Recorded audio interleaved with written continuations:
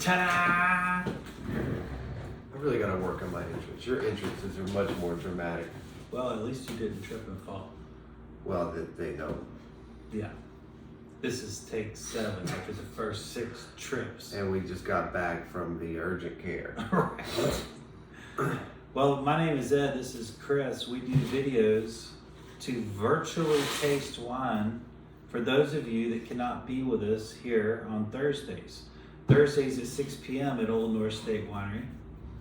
I usually point at my shirt. Yeah. Thursdays at Tommy Thon. You'll have to forgive us. We've been out picking every day, and so we just come bumbling into work in our grape picking clothes. Smelling like burst grapes. Yeah.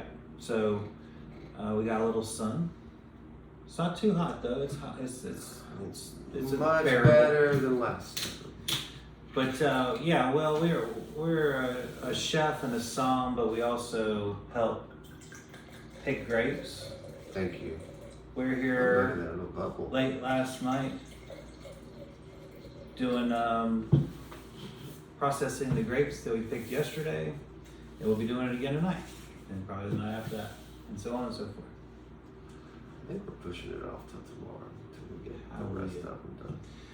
But yes, if you ever want a really high quality run, Tommy Thon. Tommy Thon. So yeah, I won't be doing any running anytime soon. I get enough exercise at work and in the fields and at school. So we're just gonna drink and relax and enjoy some of Portuguese funnest wines. And of course, Chef Chris and I and his beautiful family were in Portugal in March, and we were in the Vinho Verde area. And we certainly already like Portuguese wines. We already like Vinho Verde. That does loosely translate to green wine, but it more translates to young wine. Because if you think about the term, you're a little green, not like you're seasick green, but like you're young or you're Unseasoned. Unseasoned. There you go. And so that's really where these young wines that would be immediately put to market within 3 to 6 months. Oftentimes, malolactic fermentation would happen in the bottle, creating some carbonation, or potentially yeast could create an extra carbonation, which gave it the signature bubbles. Now they just give a little hit of carbonation to keep it within the style, and then you don't have all the particles floating around of the byproducts of fermentations, which I personally, I like the natural wines that have the lees still in it. But I understand the general public's not going to really find that appealing, because it's usually a little bit on the cloudy side too. So people are expecting cleaner wines, I guess, and visually. So yes, there is some bubbles in here. I don't know if you noticed. If you give us a little shake, Yeah, just a little bit. Just a hint. Yeah. Of effervescence. And of course, Vinho Verde can be red, white. Obviously, rosé in front of you right now. This is from Broadbent, and Broadbent is one of the biggest, most important names, in my opinion, in Portuguese winemaking. We're great purveyors of all things like port and Madeira as well. And this is just a really fun thing. I've actually had the honor of meeting Bartholomew twice at wine shows up in Richmond, Virginia. He's great about getting across to this side of the pond to promote different wines. We use his 10-year Tawny a lot at the chef's table. And just everything he does seems to be fantastic and reasonably priced. So there's a lot to enjoy and explore. That rainwater Madeira that does is absolutely stunning. Oh wow! Yeah, I really love that one. Really light, crisp. I forgot that was his. Yeah. Yeah. So okay, so here we are, Broadbent, beautiful packaging. Isn't that pretty? But the color and I feel like the flavor profile really. I know it sounds weird, but it matches the color. They did, and the nose, the strawberry on the nose. That was the first thing. I was like, is that subliminal? Is that really there? And Yeah. It's really there. I mean, even though it looks like strawberry wine. Yeah, and you get a ton of minerality too. That's another beautiful thing about their wines. You get that sense of soil in place, and wow, I mean, this is so much fun. These are lower alcohol wines, around 9.5, 10 max. They're made for what I would call day drinking. Day drinking all day long. Yeah. And actually, it's funny, I had a couple that I did a tasting with yesterday that were wanting to taste some different Vino Verdes. They're cab people. They tasted Vino Verde and they're like, oh my gosh, this is so much fun. But, like it's almost like they were confessing that they liked it because they're like, they had to let their guard down. Yeah, people like entrench themselves into their beverage and feel like they have to just be that beverage and nothing else.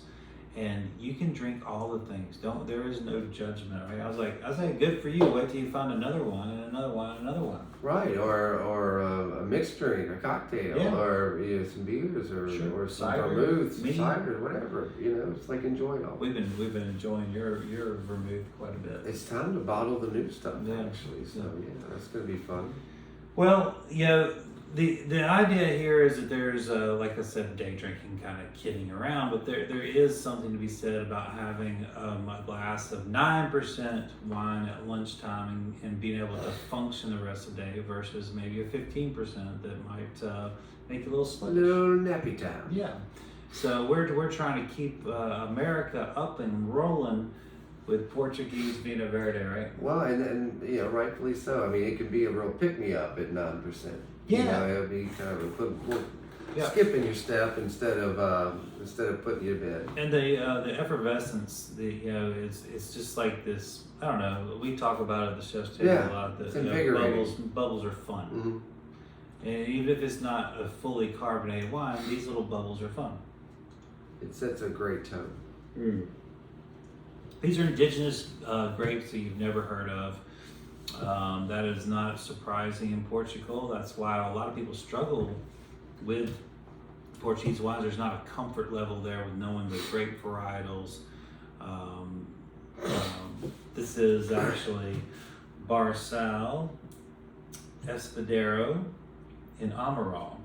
And those are all indigenous to basically Galicia. You have basically just Spain and Portugal on the Iberian peninsula there.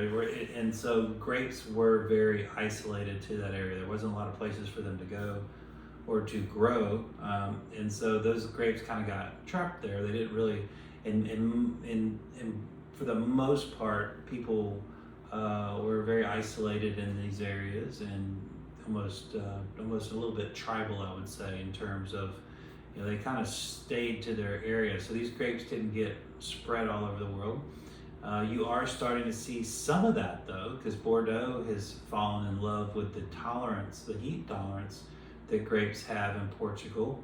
And of course, when we were talking to winemakers in Portugal, they said that they've hit temperatures as high as 130. Oh yeah, and it's consistently. Yeah. It's not just like a little flash day. I mean, with Bordeaux struggling with its indigenous grapes not being able to handle the climate change as well, they've actually approved Portuguese grapes to be used in Bordeaux. And we've seen a little bit of that Alicante Bouchette, which is another. It's a mouthful of a grape, but it is a delicious grape. It's worthy of such a long name. Yes. Yeah, we're seeing that sprinkled around in California. Triga Nacional, of course, Franca. There's a ton of grapes. I think they have like 300 grapes. Luero is another big one and I have seen a little bit of that planted here and about. So there is some of it's going to start making it out because the demand for vines that are heat tolerant in Portugal has surprisingly been at the forefront of super high temperatures. And I think it's just because it's a more rural place and they're very resilient and they don't have to talk about it as much because their grapes have always been around it and stuff. So we don't know much about the grapes, but we're going to start seeing them a lot more. One of the great things about Portuguese wines is that they are full flavored and tend to be lower in tannins. So people that like wines like Malbec I find really like Portuguese wines. Absolutely. Or if you're, if you like unoaked whites, you would probably like Portuguese whites. I'm not saying that they don't oak, but it's very rare, and it's usually neutral oak when there is oak influence. But new oak influence is very rare. It's usually on super high-end wines. We've certainly had some of those too, and they're delicious. Like from Ramos and places like that. So, well, and it'll be fun to see what winemakers in different regions do with these grapes too. Mm-hmm. Obviously the Portuguese, most everyone has a style, and but it'll be fun to see these evolve when they start hitting different soils and get in the hands of different winemakers to see, what's possible. Right. Yeah. And so, like we see the French varietals in South Africa and South America, and Australia. Yeah. I mean, wine has always been an evolving, and it's basically nothing. It's always going. It's just, I don't know how to explain how many moving parts there are to wine. It's just staggering, but it's beyond just the flavor trends that people are looking for. There's just so many things. Economy is, we're learning the economy side of it in school and in person, because we have several fields of grapes to pick and we don't have enough people to pick. And so, what good is it to have a vineyard if you can't get your grapes picked, right? So you have to factor in so many things. So having your grapes ripen at different times for labor purposes, having different types of grapes, and that's what we're seeing in our vineyard. We're picking last week for a certain varietal, this week for a certain varietal, next week. But if you just went in there, kind of bullheadedly, like, I want these grapes, and you have 50 acres and they all ripen at the same time, you are not going to be able to get those picked. And so there's so many things to think about. Obviously, weather is really obvious point of contention. If it's too cold, too wet, too hot, too dry. I mean, there's all these things that are going on. That doesn't even count the pests and all of the general things. Everybody's attracted to grapes. The bugs, the birds, the molds, the fungi. Without exception. Everybody wants a piece. Without exception. And we're all racing to get those grapes. And so are we. Mm-hmm. We're in on it. We're in on the game too. Yeah. I mean, it is very highly prized, very romanticized, and nothing seems to be left out. There's a grape for everybody. Yeah. So it's not just you don't have to be out there picking screaming eagle fruit to have a passion for good grapes. I mean, because a good grape means a lot of different things to different people. That's a fact. Well, we are always happy to introduce, hope we're introducing you to something you haven't had before. So this is a rosé. It is bone dry. It is fruity, has a little bit of bubbles.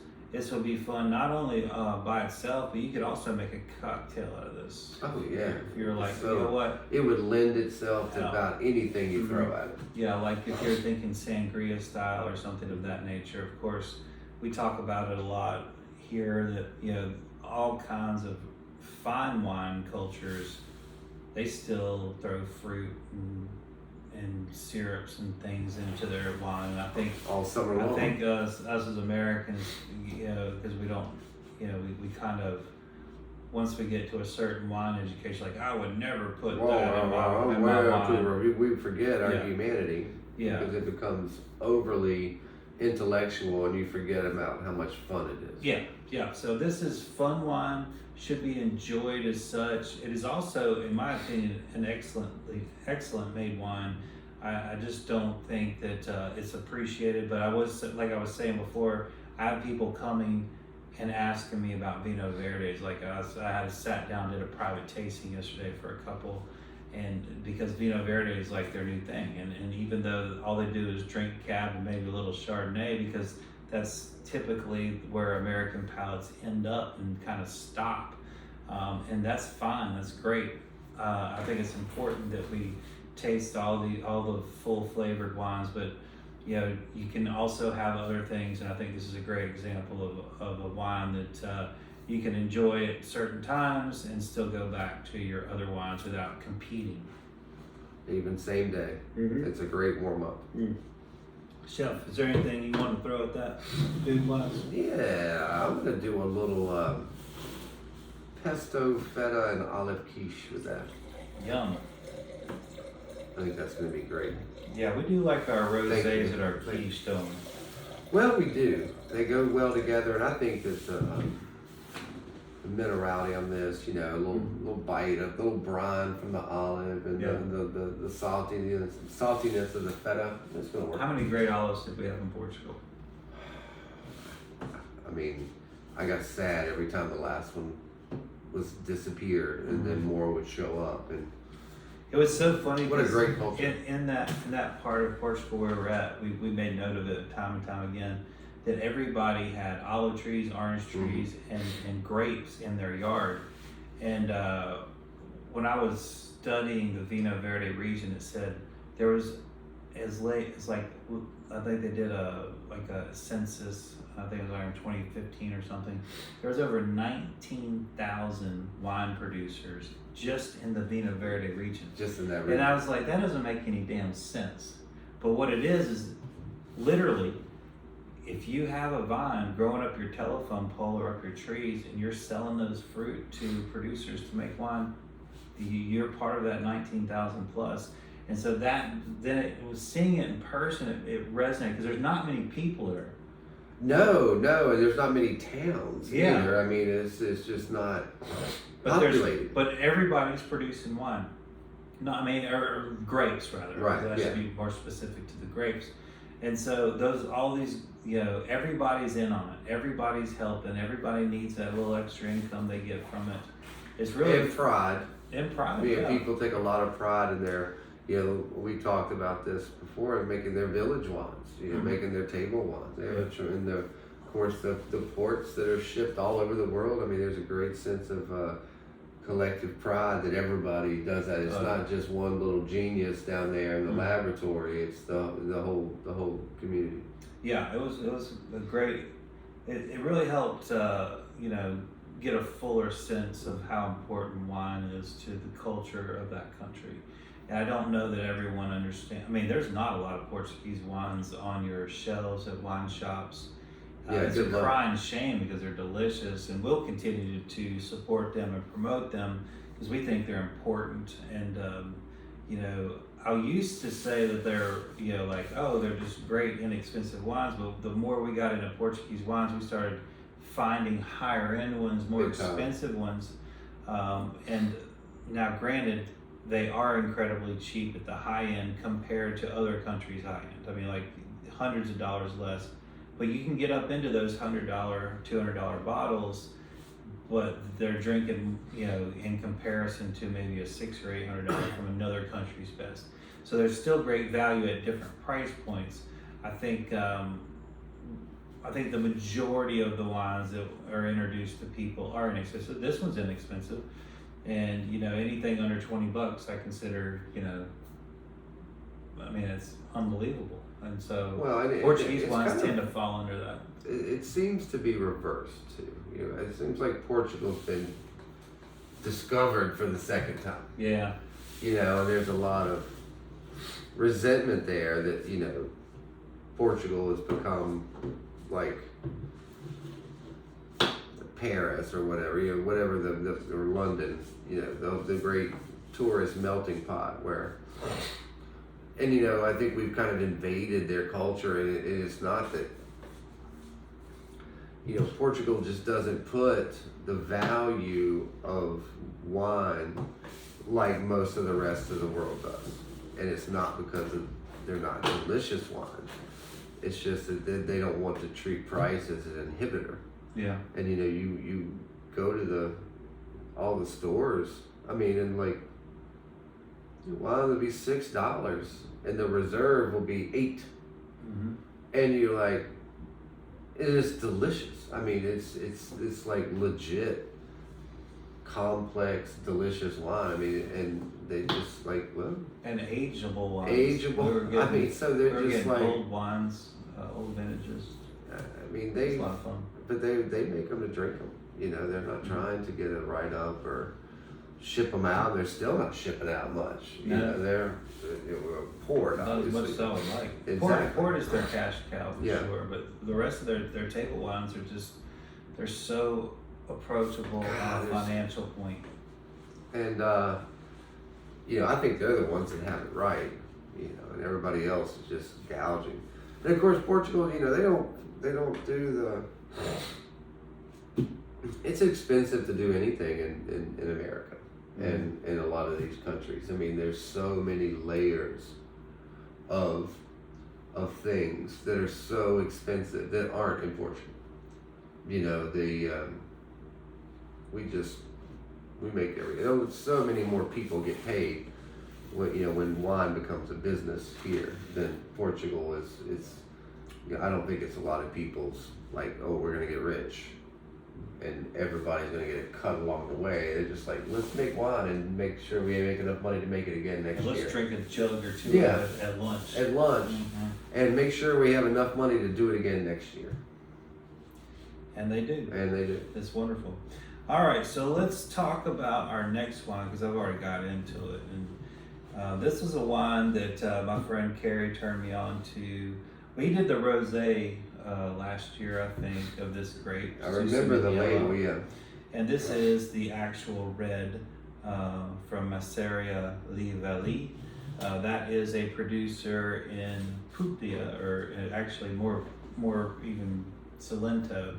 Salento is kind of the premium area of that southern part of Italy. I've got some of our regulars that are going there this year for a trip, and they're really excited because they're staying right there in Salento. Oh, wow. They'll get a taste of the best of the southern Italian wines. So sussumaniello is a grape that is very rare. It's considered to be indigenous to southern Italy. And I don't know why there isn't more of this, because I when I tasted it, I was like, oh my gosh, I love it. The rosé is extremely different in terms of, just like every other rosé. Like if you have a Grenache rosé, it's way different than Grenache. This is really hearty. The rosés are very floral light, and this is just rich. I mean, this could almost pass for a Portuguese red. It's so rich. This is very rich. Mm-hmm. It's not as sun-drenched as I was expecting it to be. It's much more balanced. Right. I mean, not that the fruit isn't bright, it is, but I was expecting a little more raisiny out of this, and it's not. This is very elegant. Yeah. So this is kind of like, to me, it's like if Aglianico and Primitivo were together, because it has the richness of Aglianico, but it does have the flavor profile of a Primitivo. And of course, Primitivos are much lighter on their feet than this, and Aglianico's beast. And so I really do. That's what this kind of reminds me of. Great description. Yeah, and there's a gritty tannin here. It's leathery. You know, like I just feel like maybe like you did take a bite out of a catcher's mitt or something. Yeah, or a belt or something. Yeah, right. Yeah. Saddle. You know, it kind of has that animal saddle leather kind of thing. Sure. Yeah. So this is, you know, what I love about this wine is it brings a lot of depth and richness, but somehow, some way, it's still refreshing. And I don't really understand how that works, because the way I'm describing it sounds like it would be heavy on the palate, and it is one that's on your mouth, but like right there. But there's some kind of refreshment factor here. The alcohol is listed at 14%, so it's not dainty. I would venture to say that it's probably higher in alcohol, but who am I to say? I'm not trying to cause any problems or any risks in the labeling department. But this does have a good amount of alcohol. The tears are very stained. There's great extraction on the grape here. All the dried fruits, all the fresh fruits kind of hitting each other in one giant whirlwind of flavors. You can certainly peel back about as many things as you can think of. They're there. Yeah. You can just start rattling them off. Yeah. So this is a grape that I think should be talked about more.